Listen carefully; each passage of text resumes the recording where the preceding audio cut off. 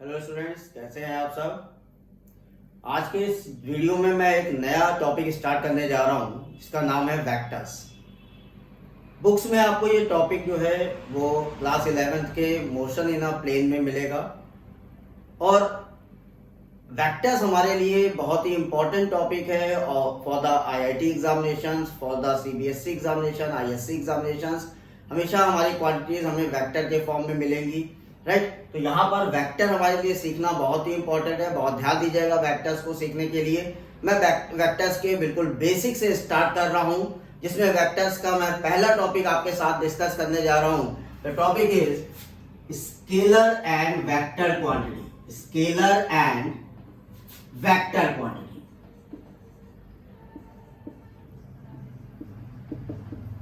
Right. तो हमें ये समझना होगा सबसे पहले कि what is the scalar quantity and which quantity is called as a vector quantity. दो तरह की क्वांटिटीज होती हैं। जितनी भी फिजिकल क्वांटिटीज हैं उनको दो पार्ट में डिवाइड किया गया है। The physical quantities, some physical quantities are scalar physical quantities and some physical quantities called as a vector physical quantities. तो जितनी भी फिजिकल क्वांटिटीज हैं उनको दो कैटेगरी में डिसाइड किया गया है, आइदर स्केलर और वेक्टर। तो ये कैटेगरी कैसे डिसाइड किया गया है उसको समझिएगा।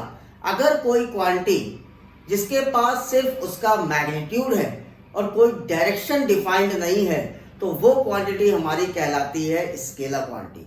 Means the quantity which have only magnitude but no direction is called scalar quantity, right. तो स्केलर क्वांटिटी हमारा क्या होगा?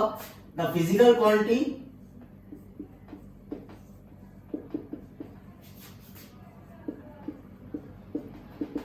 which have only magnitude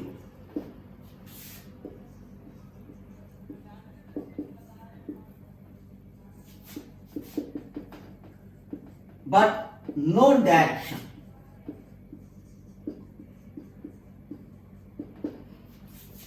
is called scalar quantity. ध्यान दीजिएगा बच्चों, is called scalar quantity, right. अब आप कहेंगे सर इसका एग्जांपल, अगर मान लीजिए मैं ये मार्कर हाथ में लिए हूं और मैं इसकी लेंथ को मेजर करूं, राइट, और मैं कहता हूं इस मार्कर की लेंथ जो है वो 10 सेंटीमीटर है। मार्कर को ऐसे कर दूं, क्या लेंथ में कोई चेंज आएगा? नो। मार्कर को इस तरह से डायरेक्शन कर दूं, क्या लेंथ में कोई चेंज आएगा? नहीं। हर बार लेंथ हमारा 10 रहेगा, मैग्नीट्यूड सेम रहेगा, लेकिन डायरेक्शन का यहाँ पर कोई भी इफेक्ट नहीं है।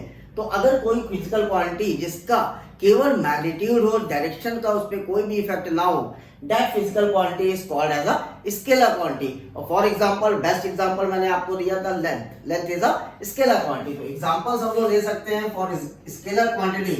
The examples are length, mass, work, right? Temperature.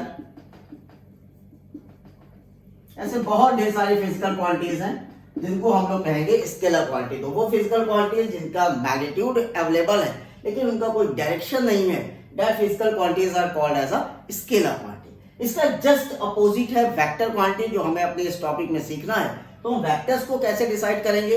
Those physical quantities which have magnitude as well as direction. वो फिजिकल क्वांटिटी जिनके पास मैग्नीट्यूड के साथ साथ डायरेक्शन भी है, डिसाइड है, वो फिजिकल क्वांटिटीज हमारी कहलाएंगी vector physical quantities, right. That quantities physical quantities are called as vector quantities. और साथ में एक इंपॉर्टेंट बात स्टूडेंट्स ध्यान रखिए, vector quantities always obey the vector law of addition. जो वेक्टर क्वांटिटीज होंगी वो हमेशा वेक्टर एडिशन लॉ को फॉलो करेंगी।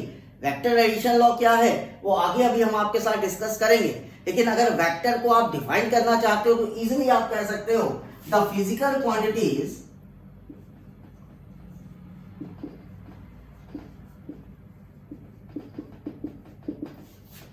which have magnitude as well as direction both.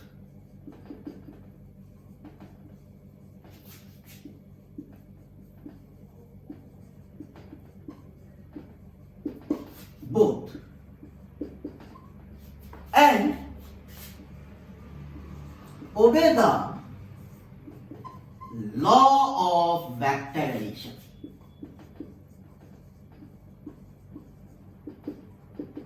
Are called vector quantities.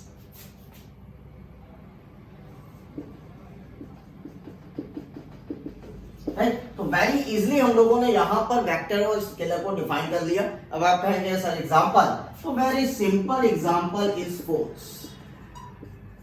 Force is a vector quantity. आपको पता है कि अगर आपको किसी डोर को पुल करना है या पुश करना है तो आपको पता है कि उसको किस डायरेक्शन में मुझे खींचना है, राइट। तो आपको अगर डायरेक्शन पता है, राइट, और साथ साथ मैग्नीट्यूड भी पता है, कितने फोर्स कितने न्यूटन से मैं फोर्स लगाऊंगा कि मेरा डोर खुल जाए, या कितने न्यूटन से मैं उसको पुश करूं कि मेरा डोर बंद हो जाए, तो आपको पता है कि आपका फोर्स जो है, फोर्स के पास डायरेक्शन और मैग्नीट्यूड दोनों ही है। तो force is a vector quantity. तो वो क्वांटिटीज जिनके पास डायरेक्शन और मैग्नीट्यूड दोनों होगा, साथ साथ वो वेक्टर एडिशन के लॉ को फॉलो करेंगे, that quantities are called as a vector quantity. लेकिन वो क्वांटिटीज जिनके पास सिर्फ मैग्नीट्यूड है, डायरेक्शन का कोई मतलब नहीं है, that quantities are called as a scalar quantity, right. तो यहाँ पे हमने बेसिक डिफरेंस आपको सिखाया कि what is the scalar quantity and what is the vector quantities. अब हम आगे बढ़ते हैं, बात करते हैं हाउ वी डिसाइड और how we represent the vector quantities. Okay, now students, the next topic is representation of vector. Vector quantity को कैसे रिप्रेजेंट करेंगे, राइट। वेक्टर क्वांटिटी को रिप्रेजेंट करने का बड़ा आसान तरीका है। अगर मैं कह रहा हूं if A is a vector quantity,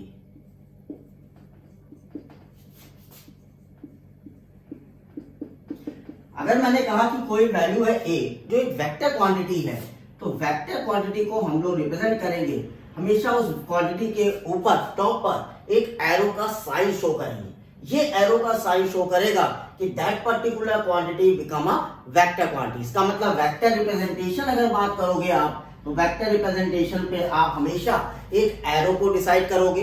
इस एरो के दो पॉइंट है, ये पॉइंट एक यहाँ पर आप देख रहे हो, एक पॉइंट ये एरो का दूसरा देख रहे हो। इस पॉइंट को हम लोग कहते हैं टेल, राइट, इस एरो की पूंछ है, और ये वाला पॉइंट हमारा कहलाता है हेड। तो एरो के दो पॉइंट है, this point is called as end point, जिसे आप कह रहे हैं, जिसे आप कह रहे हैं टेल, और ये पॉइंट हमारा कह रहा है। लेकिन वेक्टर रिप्रेजेंटेशन में स्टूडेंट्स ध्यान दीजिएगा, ये जो टेल पॉइंट है ये कहलाता है इनिशियल पॉइंट, राइट। तो वेक्टर एडिशन में, वेक्टर के रिप्रेजेंटेशन में ये आपका टेल पॉइंट कैसा कहलाएगा, इनिशियल पॉइंट, और हेड पॉइंट को आप लोग कहोगे टर्मिनेटिंग पॉइंट,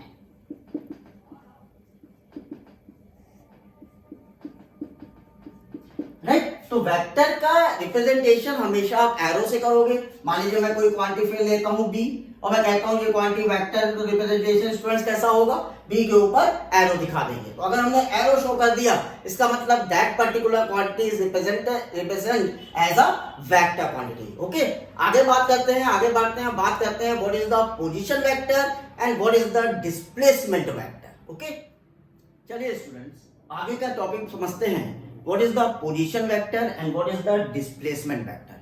बहुत ही इंपॉर्टेंट टॉपिक है, ध्यान दीजिएगा इस पर, क्योंकि ये चीज समझ में आ गई तो आप वेक्टर का रिप्रेजेंटेशन बहुत ही आसानी से कर पाएंगे किसी भी कोऑर्डिनेट सिस्टम पर।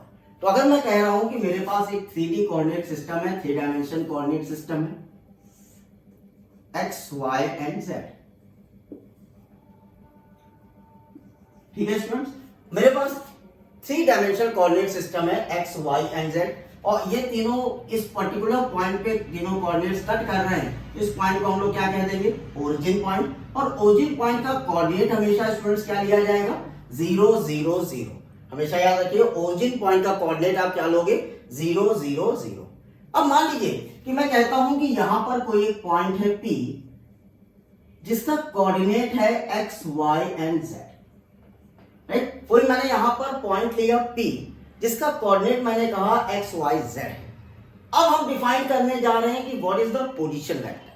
पोजीशन वेक्टर क्या है, पोजीशन वेक्टर, अगर आप किसी पॉइंट को ओरिजिन के रिस्पेक्ट में वेक्टर फॉर्म करोगे तो वो वेक्टर आपका कहलाएगा पोजीशन वेक्टर, राइट। सो पोजीशन वेक्टर को हम डिफाइन कैसे करेंगे, a vector which gives a position of any point with respect to the origin is called position vector.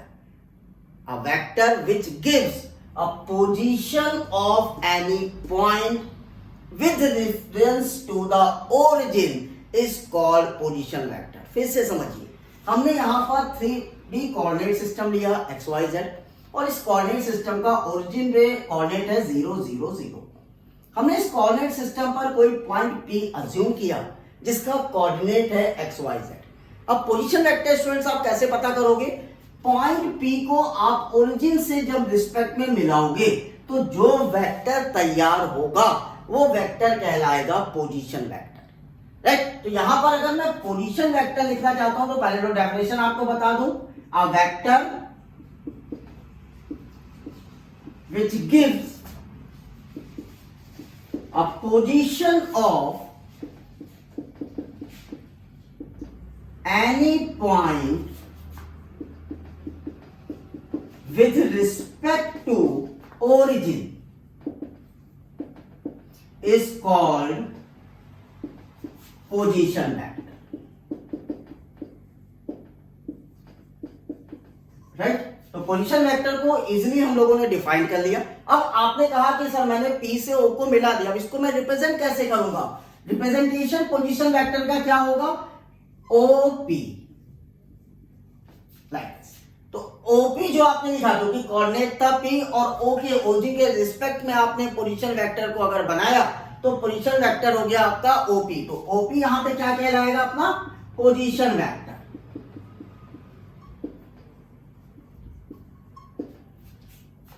Right. तो ओपी पोजीशन वेक्टर हमारा कहलाएगा। पोजीशन वेक्टर की वैल्यू को कैसे लिखते हैं वो भी आगे डिस्कस करेंगे, क्योंकि अभी अगर आपको मैं यहाँ पे वैल्यू लिख के दिखा दूंगा तो आप कंफ्यूज हो जाओगे, सर ये कैसे लिख दिया आपने, मुझे तो नहीं समझ में आया। तो अभी सिर्फ मैं आपको पोजीशन वेक्टर रिप्रेजेंटेशन बता रहा हूँ। चलिए मैं एक पॉइंट इसको मैं हटा रहा हूँ स्टूडेंट, आपने लिख लिया होगा मुझे पता है। मैंने एक पॉइंट स्टूडेंट्स और ले लिया यहाँ पर Q, और इसका कोऑर्डिनेट सिस्टम कहा X1 Y1 Z1, राइट। और मैं चाहता हूं कि पोजीशन वेक्टर Q का मैं बनाऊं। यस, बिल्कुल आसानी से बन गया। मैंने कहा एक लाइन में खींच देता हूं ओरिजिन और Q के बीच में, ओरिजिन और Q के बीच में मैंने जब लाइन को मिलाया तो मेरा पोजीशन वेक्टर क्या बन गया स्टूडेंट्स? OQ। OQ मेरा क्या कहलाया? पोजीशन वेक्टर, ठीक है। और वेक्टर अगर बोल रहे हो तो हमेशा एरो लगाना मत भूल जाना। अगर आपने ये एरो नहीं लगाया तो ये तो पता भी नहीं चलेगा भैया कि वेक्टर है कि स्केलर है। तो हमेशा वेक्टर को रिप्रेजेंट जरूर करिए बाय द एरो। तो OP एंड OQ ये दोनों ओरिजिन के रिस्पेक्ट में आपने बनाया तो ये कहलाया आपका पोजीशन वेक्टर। अब बात आती है कि what is the displacement vector. चलिए अब डिस्प्लेसमेंट वेक्टर को सीखते हैं। तो स्टूडेंट्स आप लोग पोजीशन वेक्टर को तो इजीली सीख गए होंगे क्या होता है पोजीशन वेक्टर और कैसे पोजीशन वेक्टर को लिखा जाएगा। अब बात करते हैं डिस्प्लेसमेंट वेक्टर। देखिए यहां पर हम लोगों ने दो पॉइंट्स अज्यूम किए थे P और Q, और इन P और Q के रिस्पेक्ट को, P और Q को O के रिस्पेक्ट में जब हमने लिखा तो हमने इनको नाम दिया पोजीशन वेक्टर। लेकिन अगर हम इस P और Q के बीच में वेक्टर को तैयार करें लाइक दिस, कि भाई इस P और Q के बीच की कितनी दूरी है उसको अगर हम देखें तो वो हम नाम देंगे डिस्प्लेसमेंट वेक्टर। तो अगर यहां पे मैं PQ लिखना चाहता हूं तो उसका वेक्टर मैं लिखूंगा PQ वेक्टर। ये जो मैंने PQ वेक्टर लिखा है this is called as displacement vector,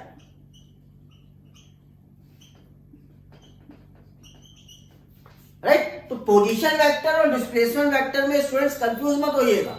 position vector always with respect to origin है।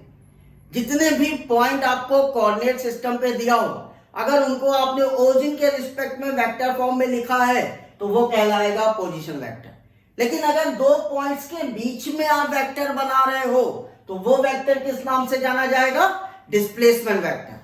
अब बात ये आती है कि पोजीशन वेक्टर और डिस्प्लेसमेंट वेक्टर को लिखेंगे कैसे, उनकी वैल्यूज को कैसे लिखेंगे, उसको आगे अभी हम लोग डिस्कस करेंगे। Okay, now students the next topic is type of vector. First vector मैं यहां पर ले रहा हूं इक्वल वेक्टर। कैसे डिफाइन करेंगे इक्वल वेक्टर को? If we have two vectors, मान लीजिए मैं यहां पर दो वेक्टर लेता हूं, एक वेक्टर मैंने लिया A और दूसरा वेक्टर मैंने लिया B, राइट। और मैं कहना चाहता हूं कि ये दोनों वेक्टर इक्वल वेक्टर हैं, तो तभी मैं इन दोनों वेक्टर्स को इक्वल वेक्टर कहूंगा when both are same in magnitude as well as same in direction also। अगर दो वेक्टर्स सेम मैग्नीट्यूड के हों और सेम डायरेक्शन में होंगे तभी वो वेक्टर्स हमारे कहलाएंगे equal vector. So how we define the equal vector? When two vectors are in same magnitude and in same direction also.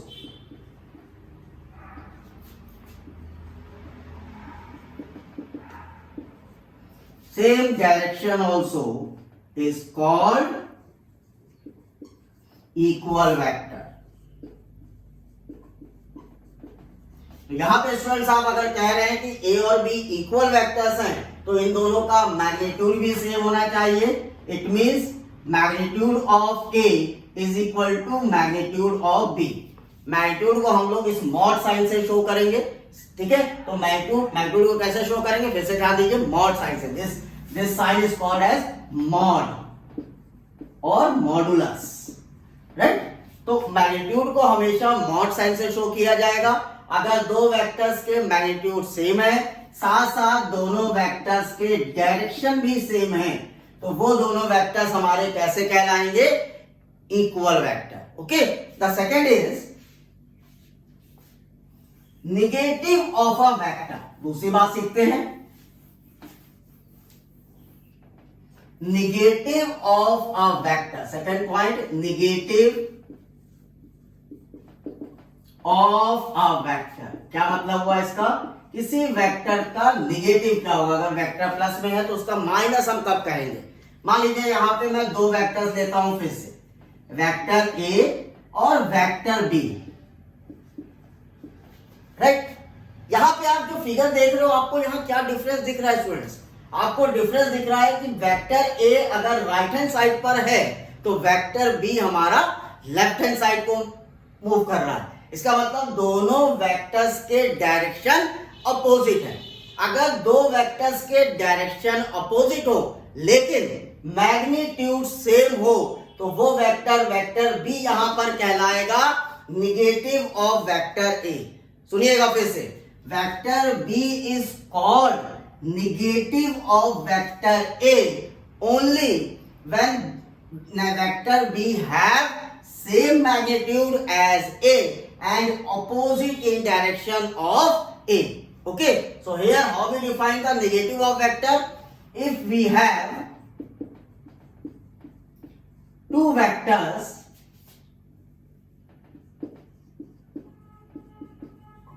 A and B, okay, then vector B is called negative of vector A only when it has same magnitude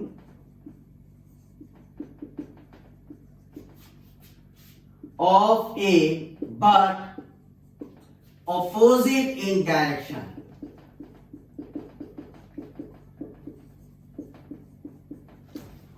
right, तो बहुत ही easily हम लोग define कर लिया. Negative of vector हम कब कहेंगे?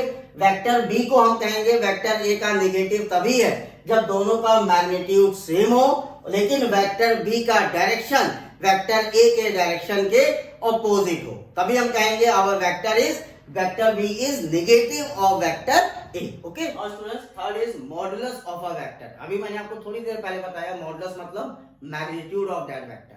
तो मॉडुलस का मतलब क्या हुआ? Modulus of a vector means magnitude of that vector. Right, तो modulus of vector, modulus of vector means magnitude of that vector. जो भी वेक्टर आपको दिया हो उसका मैग्नीट्यूड जो है वो कहलाएगा मॉडुलस ऑफ वेक्टर. स्टूडेंट ध्यान रखिए, magnitude is always a scalar quantity, so it is a scalar quantity.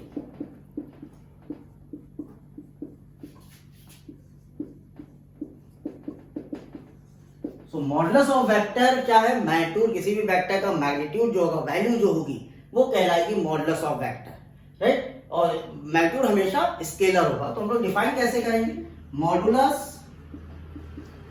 Of a vector, मान लीजिए मैं वेक्टर यहां पर ए ले लेता हूं, मॉडुलस ऑफ अ वेक्टर ए कैसे रिप्रेजेंट करेंगे, मॉड ऑफ वेक्टर ए, ऐसे सही, मॉड ऑफ वेक्टर ए, ये आपका मैग्नीट्यूड हो गया, और आप रिप्रेजेंट कर सकते हो सिंपल ए से, राइट। तो modulus of vector A. Next is, fourth is unit vector, a very important point is, इसको ध्यान रखिएगा, यूनिट वेक्टर क्या होता है, यूनिट मतलब क्या है, वन, वो वेक्टर जिसका मैग्नीट्यूड वन हो और वो गिवन वेक्टर के डायरेक्शन में हो, वो वेक्टर हमारा कहलाएगा यूनिट वेक्टर। नहीं समझ में, चलिए पहले डेफिनेशन लिखते हैं, अ वेक्टर ऑफ मैग्नीट्यूड और vector of unit magnitude,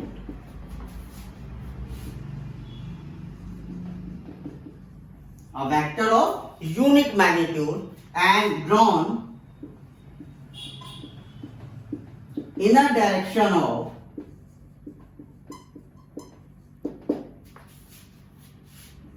given vector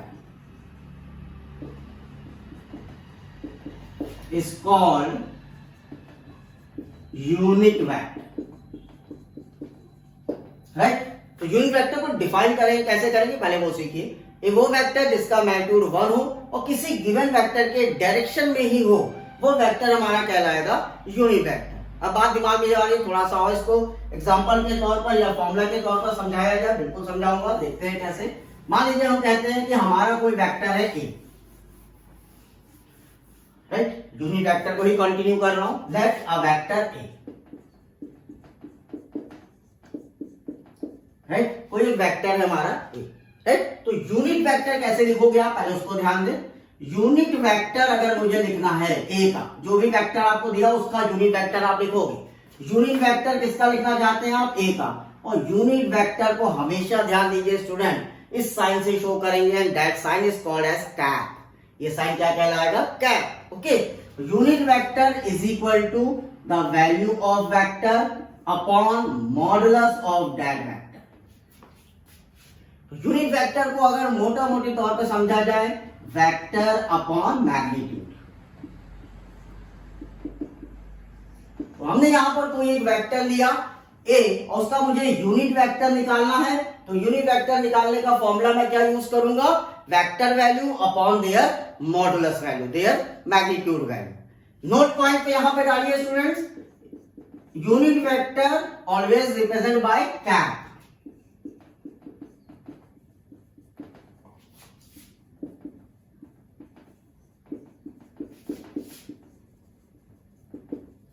by symbol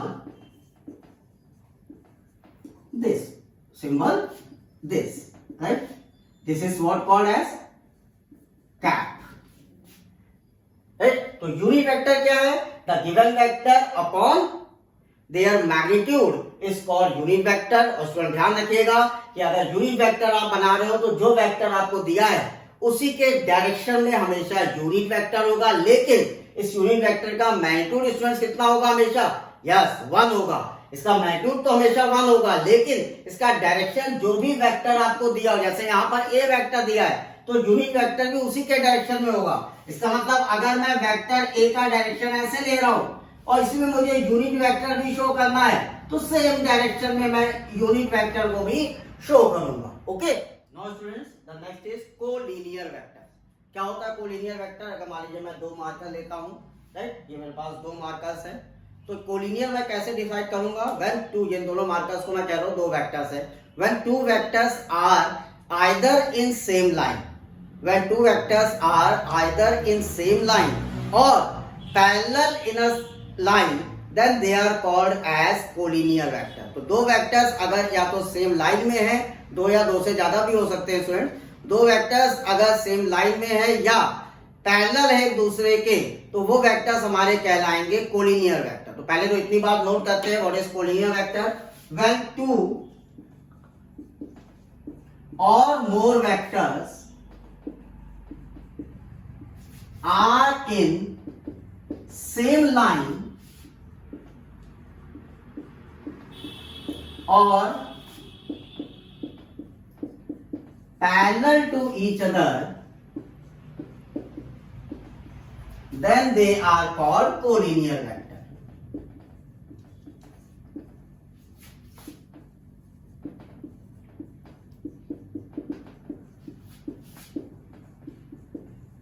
right? तो दो या दो से ज्यादा वेक्टर या तो सेम लाइन में हो या पैरेलल हो एक दूसरे के, तो वो कहलाएंगे मेरे कोलिनियर वेक्टर। अब समझिए, अगर मान लीजिए मैं कह रहा हूं ये मेरे वेक्टर का एरो हेड है और ये भी वेक्टर का एरो हेड है। अगर वेक्टर्स हमारे सेम डायरेक्शन में है, दो वेक्टर्स मान लीजिए मैं यहां ले रहा हूं और दोनों सेम डायरेक्शन में है, तो इनके बीच में एंगल कितना होगा? 0 डिग्री। तो अगर दो वेक्टर सेम डायरेक्शन में होंगे तो उनके बीच का एंगल आप कितना लोगे? 0 डिग्री। और इस समय ये वेक्टर्स कहलाएंगे लाइक वेक्टर्स और पैरेलल वेक्टर। इस समय ये क्या कहलाएंगे? लाइक वेक्टर और पैरेलल वेक्टर। लेकिन अगर दो वेक्टर्स एक दूसरे के अपोजिट डायरेक्शन में है, यानी इनके बीच में एंगल कितना हो गया स्टूडेंट्स? 180 डिग्री। तो दो वेक्टर्स अगर पैरेलल हैं और एक दूसरे के अपोजिट डायरेक्शन को है, तो इस समय ये कहलाएंगे अनलाइक वेक्टर और एंटी पैरेलल वेक्टर्स। राइट? तो मैं यहां पर नोट कर रहा हूं, आप भी नोट कीजिए। नोट पॉइंट पे मैं आपको दे रहा हूं, when two vectors are in same direction,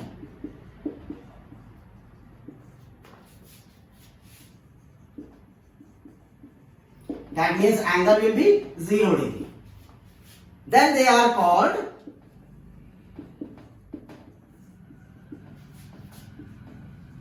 like vector or parallel vector.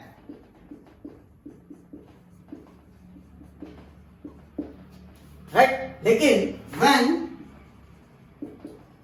two vectors are in opposite direction,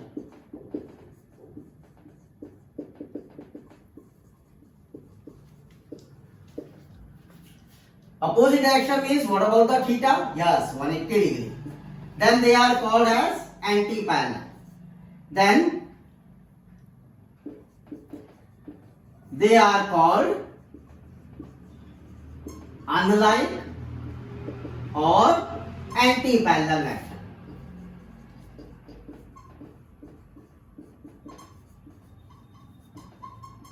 okay, तो ये बात हुई हमारी कोलिनियर वेक्टर की। दो वेक्टर्स या तो सेम लाइन में, दो या दो से ज्यादा भी हो सकते हैं, सेम लाइन में हो या एक दूसरे के पैरेलल हो, तो वो कहलाएंगे कोलिनियर। और इसमें भी दो कंडीशन है, अगर वो सेम डायरेक्शन में जा रहे हैं तो लाइक और पैरेलल, अपोजिट डायरेक्शन में जा रहे हैं अनलाइक और anti parallel. Okay, next is coplanar. Right? Coplanar, collinear नहीं है ये, कोप्लेनर। कोप्लेनर का मतलब अगर ढेर सारे वेक्टर हैं और वो सब एक ही प्लेन में एग्जिस्ट कर रहे हैं, तो वो वेक्टर हमारे कहलाएंगे coplanar. Means when all vectors are act in a same plane, they are called as a coplanar vector. When vectors are act in a same plane, they are called coplanar vector.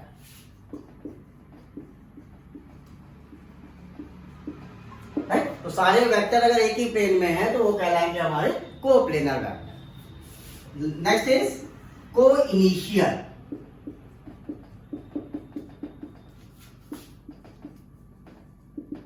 कोइनिशियल जैसा कि word यहां बता रहा, अभी मैंने आपको representation में सिखाया था, initial point and terminating point. तो कोइनिशियल क्या कह रहा है? अगर मेरे पास मान लीजिए 4 वेक्टर्स हैं और चारों के इनिशियल पॉइंट सेम है तो वो कहलाएंगे कोइनिशियल। जैसे कि मैं यहाँ पे ले रहा हूं, मान लीजिए मैंने कहा दिस इज वेक्टर ए, तो भाई इसका इनिशियल पॉइंट कहां दिख रहा है आपको? ये this is a vector B, इसका भी इनिशियल पॉइंट सेम। ये वेक्टर सी, इसका भी इनिशियल पॉइंट सेम। ये मेरा वेक्टर डी, इसका भी इनिशियल पॉइंट सेम। तो अगर सारे वेक्टर्स के इनिशियल पॉइंट सेम होंगे तो वो वेक्टर मेरा क्या कहलाएगा? कोइनिशियल वेक्टर। तो मैं क्या लिख सकता हूं यहां पर? When vectors have same initial point,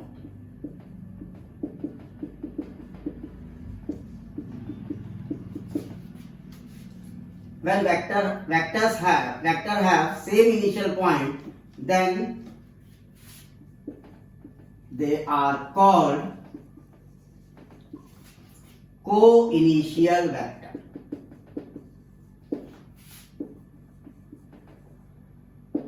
When vectors have same initial points, they are called co-initial vector. देखिए आप यहाँ देख रहे हैं 4 वेक्टर मैंने आपको लिया है, लेकिन सबके इनिशियल पॉइंट एक ही जगह है, तो ये क्या कहलाएंगे? को-इनिशियल। इसी तरह नेक्स्ट हमारा हो सकता है को-टर्मिनस वेक्टर। को-टर्मिनस, टर्मिनस किस वर्ड से बना हुआ है? Yes, terminating. यानी कि अगर वेक्टर्स एक ही पॉइंट पे टर्मिनेट कर रहे हैं, जैसे मानिए मैं 3 वेक्टर लेता हूं, वेक्टर ए, वेक्टर बी और वेक्टर सी, तीनों का देखिए टर्मिनेटिंग पॉइंट एक ही आपको दिख रहा है। तो अगर वेक्टर्स का टर्मिनेटिंग पॉइंट सेम होगा तो वो वेक्टर्स हमारे क्या कहलाएंगे? Co-terminus vector. When vectors have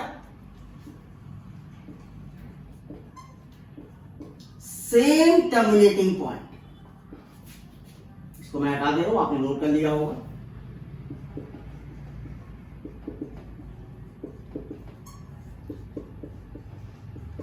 Then they are called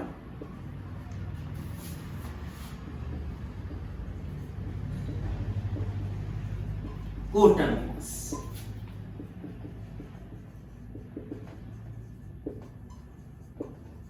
okay, तो यहां पर हम लोगों ने कुछ वेक्टर्स के टाइप देखे, एक टाइप और देखने जा रहे हैं, zero vector.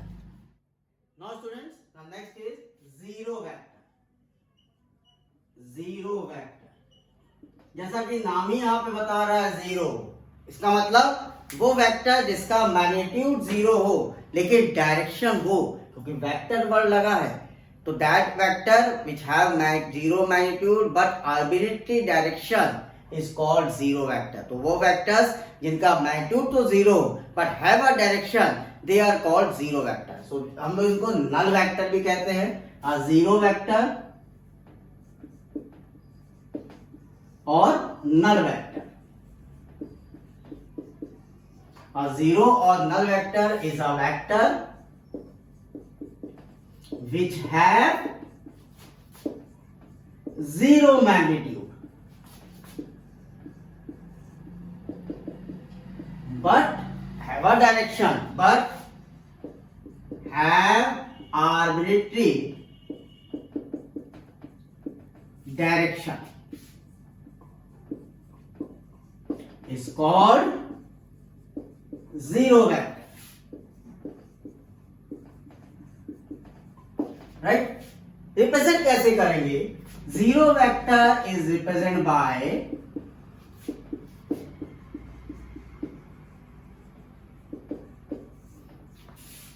Zero vector.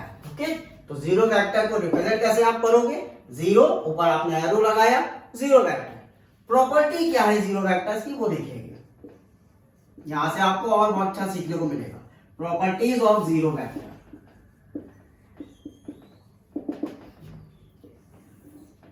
The first property, अगर मान लीजिए मैं कहता हूं let a vector A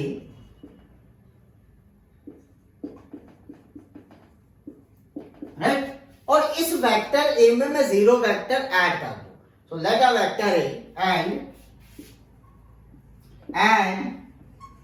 zero vector with vector A, then what we get? Then we get a same vector.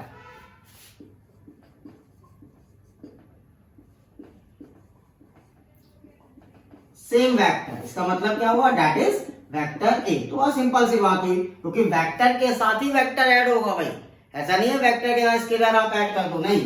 तो वेक्टर ए था आपके पास, इसमें आपने एक वेक्टर जीरो ऐड किया, आंसर आपको क्या मिलना चाहिए?